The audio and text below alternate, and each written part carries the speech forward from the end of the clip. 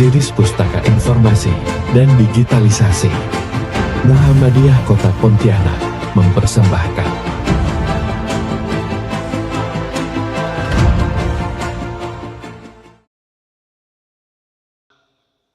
di sini disebutkan aulad, anak-anak, dan di akhir nanti ada tentang orang-orang yang menjadi tanggung jawab suami. Selama ini banyak orang memahami tanggung jawab suami itu sebatas nafkah lahiriah, si makan, pakaian, dan menyiapkan rumah. Tapi mereka lalai untuk mendidik mereka, mentakdib mereka. Para ulama mufassirin, imam-imam mufassir yang lain juga menjelaskan bahwa yang terpenting pendidikan rumah tangga yang paling utama adalah mengenalkan perintah-perintah Allah. Kita kenalkan kewajiban-kewajiban mereka. Anak-anak dikenalkan dengan kewajibannya. Imam Ibnu Katsir misalkan lebih detail menyebutkan bahwa ajari mereka untuk sholat, ajari mereka untuk puasa. Makanya tak heran dulu orang tua kita ngajarkan kita puasa setengah hari, dari sahur sampai jam 12, azan zuhur makan. Dan itu hari ini dipakai oleh kebanyakan anak muda. Puasa setengah hari, setengah harinya tidur, setengah harinya puasa. Nah, kalau dulu kita pakai, orang tua kita, didik kita belajar puasa, ya. Hari ini dipakai anak-anak muda sehari puasa, setengah hari puasa, setengah hari tidur. Wa ta'limihim, wa ta'limihim, dan mengajari mereka, membimbing mereka. Misalkan tentang kaifiatus sholat. Kenalkan memang anak-anak kita tentang sholat. Jangan sampai mereka sholat seperti orang-orang yang sesuai dengan kebiasaannya sholat. Bacaan-bacaan, zikir-zikir yang dibaca anak-anak kita, istri kita, dicek, tak jadi masalah. Dulu saya pengantin baru, bacaan istri saya, meskipun alumni pesantren, saya cek, suruh praktek sholat. Praktek sholat. Kita tidak mau istri kita sampai nanti dia meninggal, bacaan dia itu terus. Maksudnya dari dulu dia kecil ngaji dia sama guru ngajinya, betul tidak bacaan rukuknya dia? Betul tidak tahiyatnya istri kita tuh? Banyak orang baca tahiyat tuh at-tahiyatu. At-tahiyatu. At-tahiyatu lillahi atau at-tahiyatul mubarakatuh. Itu contoh sederhana. Yang tepat itu at-tahiyatu. At-nya bertasdid, iya-nya panjang. At-tahiyatu. Bukan at-tahiyatu. At-tahiyatu itu bahasa Melayu, bukan bahasa Arab. Bahasa Arab itu at-tahiyatu. Itu contoh. Nah, mulai dari bagaimana anak kita baca iftitah sampailah ke tahiyatnya, itu dicek. Itu contoh untuk praktek sholat. Wa ta'limihim katanya sini. Kemudian wa ijbarihim ala amrillah fala yudkhilu tahta wilayatihi min az-zawjat wal aulad wa ghairihim mimman huwa tahta wilayatihi wa tasarrufihi. Wa wasafa Allahu an-nar bihadhihi al-awsaf liyuhjira ibadahu 'an at-tahawuni bi amri. Jadi Allah Subhanahu wa taala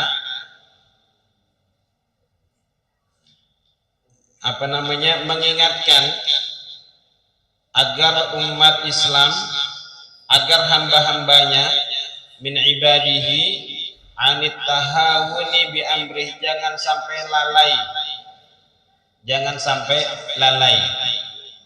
Nah, ini kita berangkat dari ayat ini ya, ku anfusakum wa ahlikum naro. Dari sini dulu kita berangkat, tanggung jawab kita. Sampailah nanti bagaimana seorang ayah membantu anaknya cari menantu. Nah, diskusi, karena awal mulanya rumpun keluarga itu berangkat dari bagaimana cari jodoh. Nah, makanya dari kemarin ini saya juga bingung, setarnya di mana nih kita menerapkan nilai-nilai Islam dalam keluarga. Ternyata yang tepat tuh berangkat dari ayat ini, baru kemudian kita susul dari milih jodoh. Rasulullah kasih panduan untuk kita, tungkihul mar'atu li arba'in, perempuan itu dinikahi atas 4 alasan. 5 liha dulu pertama, kata Rasulullah. Karena hartanya, karena harta, cari yang kaya ya, cari yang kaya, cari yang berduit. Kemudian wali jamaliha, cantiknya. Wali hasabiha, dari keturunannya, keturunan yang baik. Wali nasabiha. Kemudian wali diniha, fazfar bizatiddin. Penegasan Rasulullah, fazfar bizatiddin karibat yada, utamakan agamanya, karena agama itu akan menyelamatkanmu. Jadi kalau punya anak bujang, jangan sampai membujang terus. Punya anak dara, jangan sampai nak dara terus. Dibentuk, saya sih belum, anak saya masih kecil. Nah, itu bagian dari tanggung jawab kita, agar rumah tangga mereka nanti itu betul-betul terbina dengan baik. Nah, apalagi zaman sekarang nih beda sama dulu. Kalau dulu orang tua kita tuh sekali dia nikah sampai matilah dia, tak cerai-cerai. Sekarang baru balik badan dari KUA, lain lagi pikirannya. Nah, apa karena mungkin dulu dijodohkan kali ya, makbul doa orang tuanya. Dulu kan pakai sistem jodoh-jodohkan. Masa SMP udah jodohkan bapak sama bapak BBC, emak sama emak BBC, dijodohkan. Itu penting ya, penting untuk memberikan arahan kepada anak-anak kita. Kalau bisa sih yang sekufu-sekufu lah. Sekufu itu maksudnya yang sepadan. Meskipun tak ada yang sepadan dengan Rasulullah, tak ada yang sama, tak ada yang sekelas dengan, tak ada yang selevel dengan Rasulullah. Tapi kalau bisa untuk meminimalisir masalah dalam rumah tangga mereka nanti itu, ada namanya sekufu, meminimalisir masalah di kemudian hari. Contoh, kalau bisa yang S1, carikanlah yang sama-sama S1. Jangan S1 lawan tamat SMP, nanti banyak ngomelnya nanti. Apalagi suaminya tamat SMA, istrinya S2, udah suami kena kendalikan. Sekufu maksudnya itu sama, sama-sama warga persyarikatan gitu, Pak. Tak banyak bertengkar nanti ya, nah, tak banyak debatnya. Itu kalau udah cari jodoh. Penerapan nilai-nilai Islami dalam keluarga itu memang harus dimulai dari hal-hal yang sangat sederhana. Contoh misal begini, Rasulullah itu sering biasa ditanya oleh para sahabat terkait dengan romantisme makan bersama keluarga. Jadi Rasulullah itu sangat menyarankan untuk makan sama-sama, dan rasanya pun lain memang. Rasanya pun lain. Makan bersama istri. Istri selapa apapun, kalau nak makan, tunggu lo suami. Kalaupun tak memungkinkan, izin dulu, makan duluan. Nah, suami juga sama. Kita nih, apanya? Iya. Jadi hal-hal sederhana yang memang harus kita mulai makan bersama, kemudian olahraga bersama. Kan ada istilah family time, ya. Bu Ufi lah yang paham lah ya bahasa Inggris nih. Saya tahunya bahasa Arabnya, sama Ustaz Denny tahunya bahasa Arabnya kali ya. Kotor bahasa Arab Inggris. Saya Inggris sedikit ya. Family time, maksudnya ada waktu khusus untuk keluarga. Sesibuk apapun kita nih, sesibuk apapun kita, sisihkan waktu untuk keluarga. Rasulullah ya, seorang Rasul disisihkan waktu untuk cucu-cucunya. Bagaimana beliau bercanda dengan cucunya Hasan dan Husain. Ya, sisi lain memang ada ada hiburan di situ dan memberikan keteladan kepada anak-anak langsung. Biar mereka terarah nantinya. Makan, ya, olahraga, diskusi. Kalau ada masalah-masalah sering gitu ya. Masalah sikit ya biasanya. Ini hari Minggu nih, hari Ahad. Nak kondangan. Gara-gara telat sikit ya, lama bebedak. Kalau ada perempuan tuh bebedak 2 cm, 3 cm. Make up 2 kali ganti kerudung. Jilbab itu 2-3 kali ganti. Habis itu kos kaki ya letih bercari. Suami dia dari tadi dia nunggu hidupkan motornya. 2-3 kali dah, hidupkan matikan. Tunggu undangan. Bikin kesal memang kadang. Tapi begitulah memang ibu-ibu kita, ya, istri-istri kita. Kita harus banyak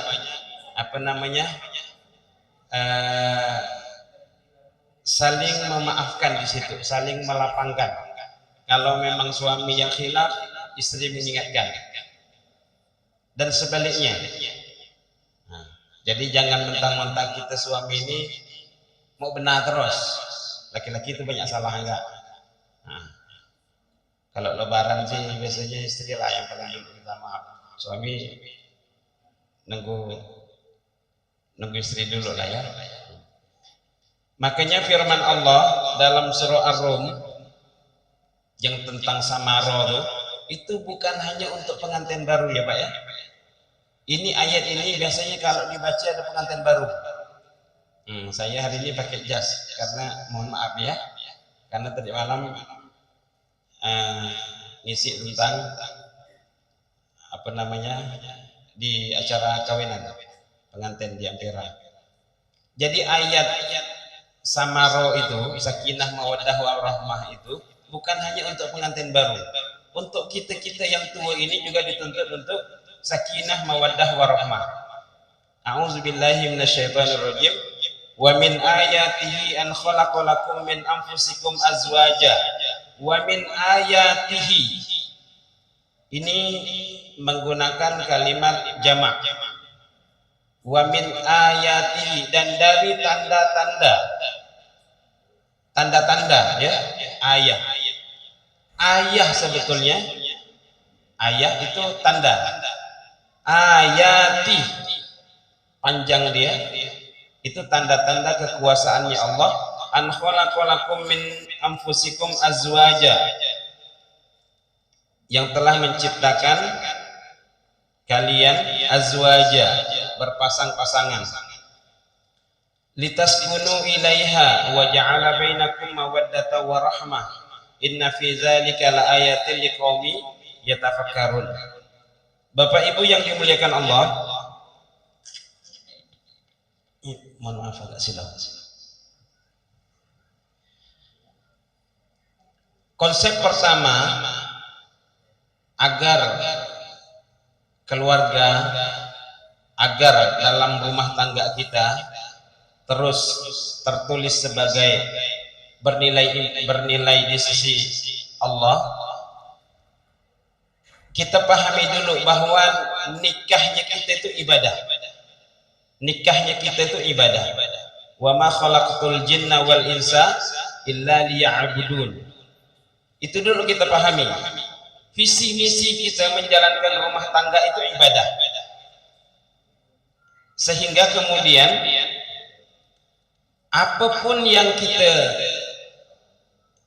temui dalam rumah tangga itu insya Allah akan terselesaikan dengan bijaksana. Tak butuh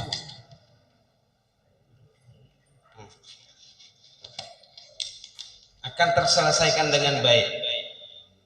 Orientasi kita menjalankan rumah tangga itu ibadah. Ibadah kepada Allah. Ada syarat dan rukunnya menjalankannya. Sama dengan sholat, ada syarat, rukun, syarat sah, pembatal dan lain-lain. Nah, untuk rumah tangga juga sama. Ada rukun-rukun, syarat-syarat yang harus kita ikuti. Allah sebutkan litaskunu ilaiha, yang diistilahkan dengan sakinah. Sakinah ini diartikan dengan ketenangan, kedamaian. Beda tenangnya kalau tumak ninah. Tumak ninah dalam sholat, ya, itu juga artinya tenang. Kalau tumak ninah itu ketenangan yang kita rasakan bila seseorang terus-menerus melakukan ibadah, akan dirasakan ketenangan. Itu namanya tumak ninah. Jamaknya mutmainnah.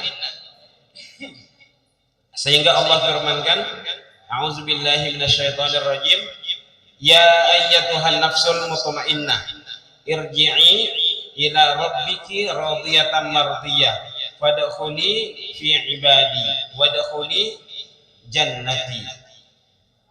Nah, tapi kalau sakinah, ketenangan, kedamaian yang kita dapatkan dalam menjalankan rumah tangga bila mana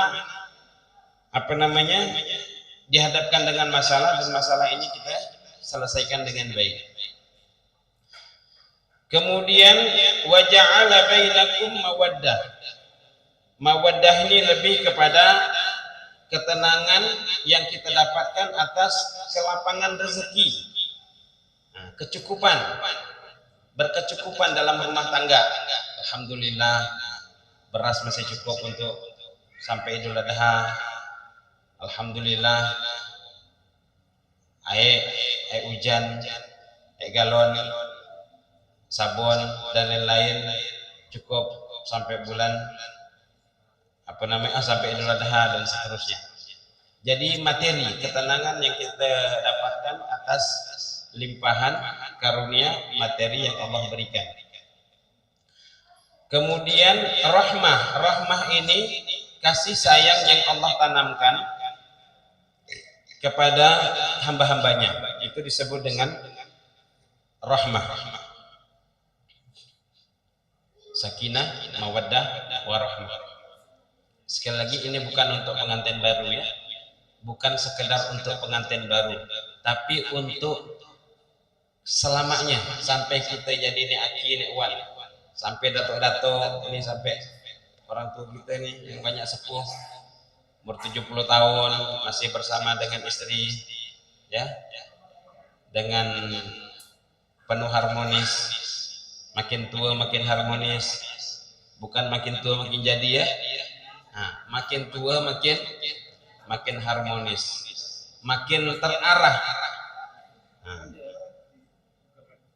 karena apapun masalahnya, orientasi kita tadi adalah ibadah kepada Allah.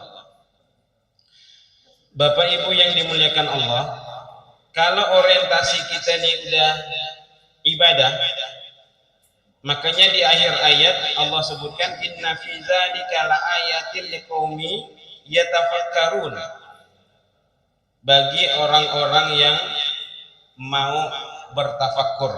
menggali, merenungi, mendalami ayat-ayat Allah. Oh, ternyata aku ditakdirkan untuk bersamanya, untuk selamanya dalam hal ini beribadah. Nah, kalau memang udah tak memungkinkan, jangan cepat ngambil kesimpulan. Karena bagaimanapun namanya cerai, namanya pisah ranjang, namanya tak berteko, ya, itu kerikil-kerikil yang mengganggu memang dalam rumah tangga. Ada masalah-masalah yang memang kadang saling mendiamkan.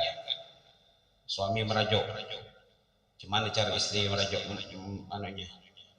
merayunya. Kalau suami merajuk sih mudah merayunya.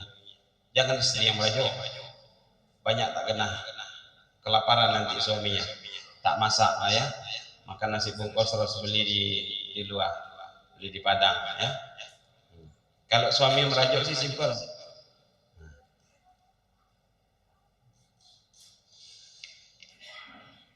Tayyib, Bapak dan Ibu yang dimuliakan Allah, kita sampai jam saya sampai jam untuk hari ini bisa jadi sampai zuhur, karena persoalan dalam rumah tangga itu memang banyak yang harus kita diskusikan, yang harus kita share sama-sama. Nah, belum lagi ini zaman teknologi canggih sekarang nih, kita udah punya HP semua, Android semua, tantangannya itu berat sekali. Apalagi kalau istri suka nak cemburu, suami nak suka cemburu, kawan istri nelpon, suami dengar yang nelpon itu laki-laki, mulai nak diam-diam merajuk suami 3 hari tak bertemu. Padahal kepala kantornya nelpon, dan sebaliknya. Nah, tantangan sekarang itu memang teknologi canggih. Dikiranya nak poligami ya, Bapak Ibu, poligami setuju ya? Setuju. Kalau ditanya setujunya, wajib setuju, karena poligami itu syariat Islam. Tak boleh tak setuju, wajib setuju. Kalau ditanya mau ndak poligami, itu terserah. Mau ndak poligami terserah. Kalau mau silakan, kalau tak mampu tak usah. Kalau mampu, sila selamatkan 3 orang lagi, jadikan 4. Kalau ditanya setuju ndak setujunya, wajib setuju, karena syariat poligami itu bagian dari syariat Islam. Bapak Ibu yang dimuliakan Allah, biasanya penerapan nilai-nilai Islam dalam rumah tangga itu memang diawali dari hal-hal yang wajib dulu semuanya. Ini mohon maaf kalau udah tua-tua sih mungkin mandiri dah. Yang setengah-setengah tua itu biasa bikin istri suka nak meradang, biasa nak bangun sholat subuh itu terus biasa diomelkan. Bangunkan suami, istri itu biasanya memang qadarullah, ditakdirkan memang cepat bangun kali ya. Istri itu biasanya tidaknya tak nyenyak memang. Kalau ada suami tidak mati. Itu jadi masalah tersendiri ya dalam rumah tangga itu, membangunkan suami sholat subuh. Bangunkan suami sholat subuh. Kalau ada tua sih biasanya tidaknya tak nyenyak biasanya. Yang setengah anak tua nih biasanya. Jadi dalam rumah tangga itu, dalam keluarga kita yang wajib dulu. Makanya tadi tafsirnya wal qiyamu bi amrihi wa imtisalan wa nahihi ijtinaban. Utamakan yang wajib dulu semuanya, termasuklah memenuhi kebutuhan dalam rumah tangga yang primer dulu. Siapkan berasnya, siapkan uang sakunya. menafkahi istri, ya ini ibu-ibu, menafkahi istri, mohon maaf, itu bukan sesuai dengan keadaan suami ya, bukan sesuai dengan selera, bukan sesuai dengan keadaan istri, bukan sesuai dengan gayanya istri, bukan. Dalam banyak ayat dalam Al-Quran itu disebutkan bahwa menafkahi itu sesuai dengan kemampuan suami. Catatannya sesuai dengan kemampuannya suami. Berapa suami mampu, bukan sesuai dengan keadaan istri. Nah, istri maunya 3 juta sebulan, mana nangga, ya kan? Belum lagi bayar air, ya, bayar listrik, itu kan biasa suami. Nah, maksudnya sebatas untuk dapur lah ya, dapur, saling melengkapi.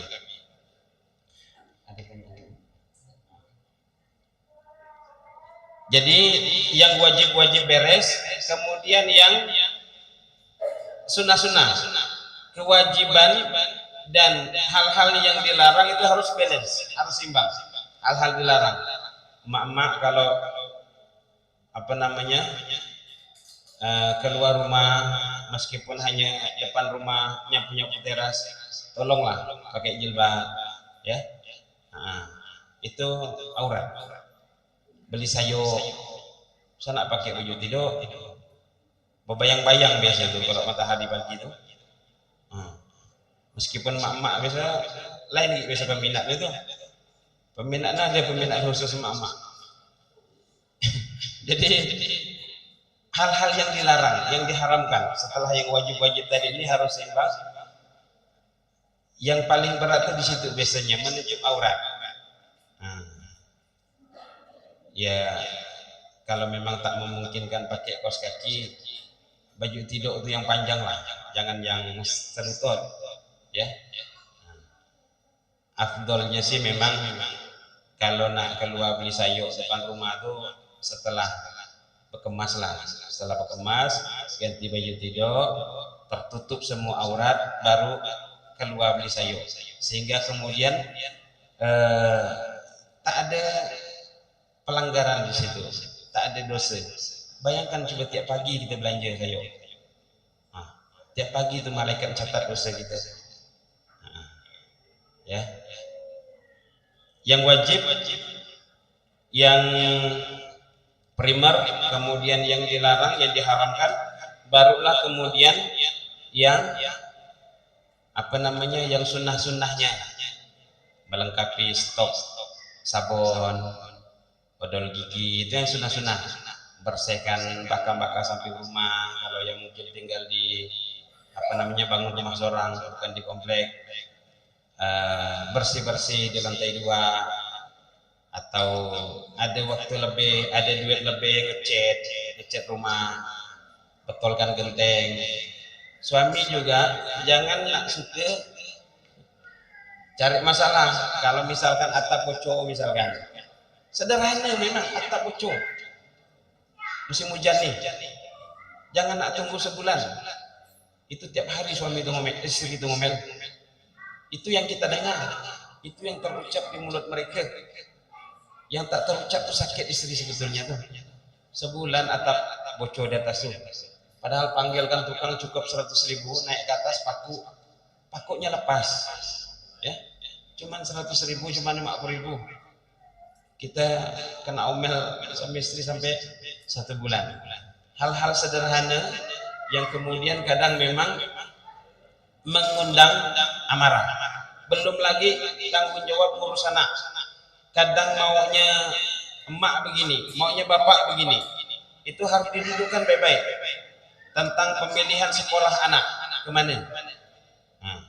Mau ke pesantren ke, mau ke sekolah negeri ke, yang pasti ke sekolah-sekolah Muhammadiyah lah ya.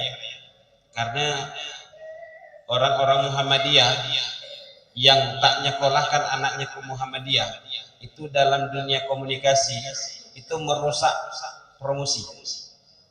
Merusak promosi orang Muhammadiyah, tapi anaknya sekolah di sekolah lain. Padahal sekolah Muhammadiyah dari TK sampai ke kampus terbentang luas. Masukkan ke UMP ya, Bu Ufi ya. Nah, kalau kuliah masukkan ke UMP. Tayyib, yang terpenting bagi kita semua, apa-apa dalam rumah tangga itu, apa-apa dalam rumah tangga itu hal-hal teknis kita sama-sama tahu lah ya. Diselesaikan dengan bil hikmah ya. Dan yang terpenting lagi, suami harus menjadi uswatun hasanah dalam rumah tangga, sebagai suri teladan yang baik untuk istrinya. Kita nyuruh istri kita ngaji misalkan, mak, nak, rajin ngaji, kitanya sendiri tak pernah ngaji, balik dari masjid sholat maghrib langsung pegang HP, tak sadar nih, nak masuk di waktu isya masih pegang HP, ya kan? Padahal kita selalu menyampaikan ke anak dan istri ngaji. Makanya saya sampaikan bahwa yang terpenting dalam rumah tangga itu, jadilah teladan yang baik, uswatun hasanah. Kalau kita misalkan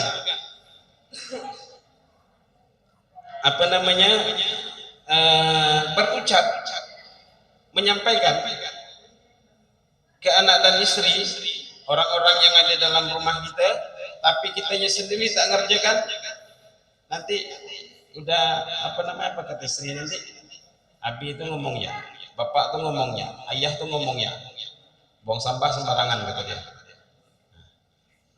Taib, selanjutnya kita diskusi, mungkin ada pertanyaan-pertanyaan yang disampaikan, kita sama-sama diskusi. Alhamdulillah pada kesempatan ini, untuk ini saya mengkonklusi meringkas dari penyampaian